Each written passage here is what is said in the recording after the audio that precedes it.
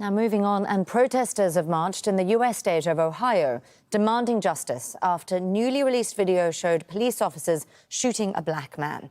Jayland Walker was stopped for a routine traffic stop, but a chase led to dozens of shots fired and his death. John Hendren reports now from Akron in Ohio. The last moments of Jayland Walker's life are disturbing to watch.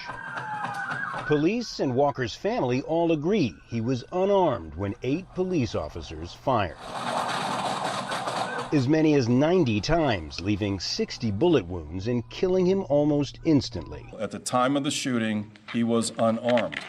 From there, the stories diverge. Releasing the video and outlining the apparent facts of an ongoing investigation handed over to state police, Akron's police chief said 25-year-old Jayland Walker drove away from a routine traffic stop over a moving violation and a broken taillight. Take caution, he was grabbed for a gun. He did fire a shot out the side of the door. As Walker left the still-rolling car in a ski mask, a gun, magazine, and a ring, possibly a memento from Walker's fiancée, who died a month earlier, were left on the seat.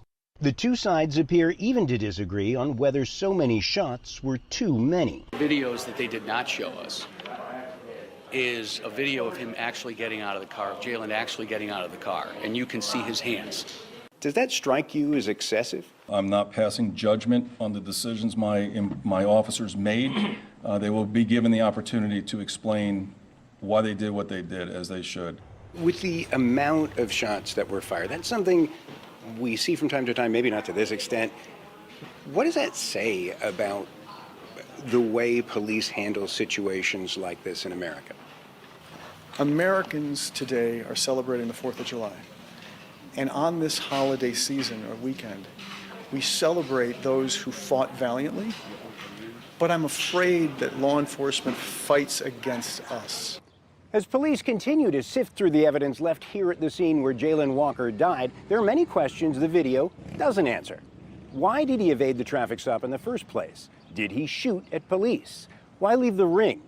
Why did police initially use tasers, which suggests they didn't think their lives were in danger? And finally, what changed to lead 8 officers to fire dozens of times into a man who, as it turned out, was unarmed?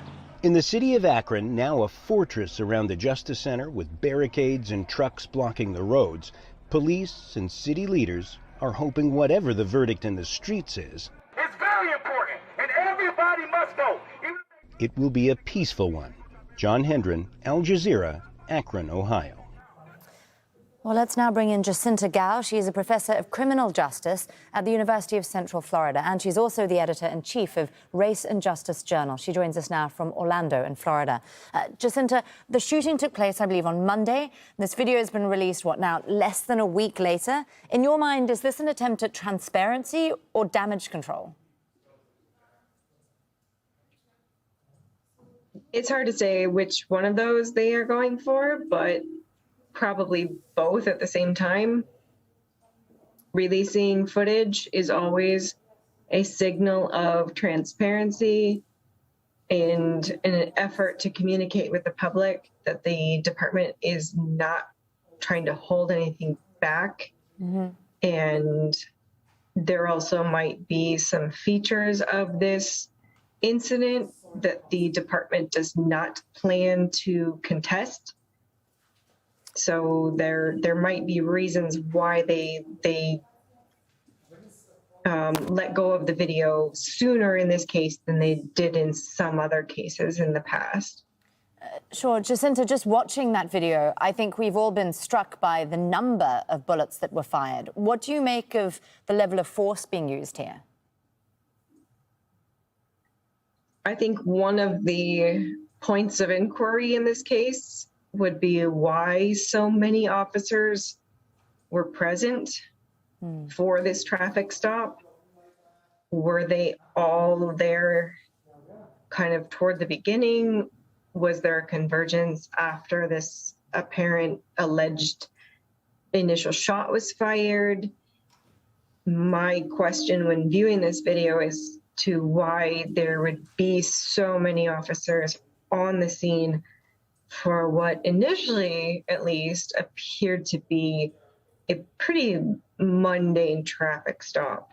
Again, things are unfolding, so we'll find out more information as it goes along. But I think one of the questions that needs to be answered as to why there were so many officers present. And that then would lead to an answer to the question of why so many shots were fired, because obviously the more officers are there, the more shots are going to be fired. Of course. Jacinta, we've already seen people out on the streets. Now, given the level of anger, I see the Walker family themselves are concerned about protests potentially turning violent. Having seen the footage, do you share those concerns? I'm always a little hesitant about the question of protests turning violent. I think that is absolutely everybody's right to go out into the public sphere and express their anger. And in the past, such as in the wake of George Floyd's murder, questions about who exactly caused the violence and mayhem that ensued in the case of those protests.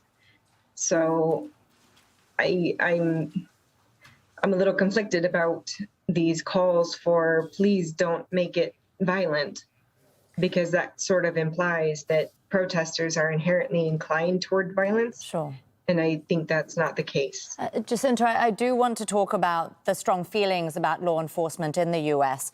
It feels like the defund the police calls have really gotten lost in terms of the semantics. I want to just very briefly ask you just how divisive you feel this all has been. Has there actually been meaningful police reform?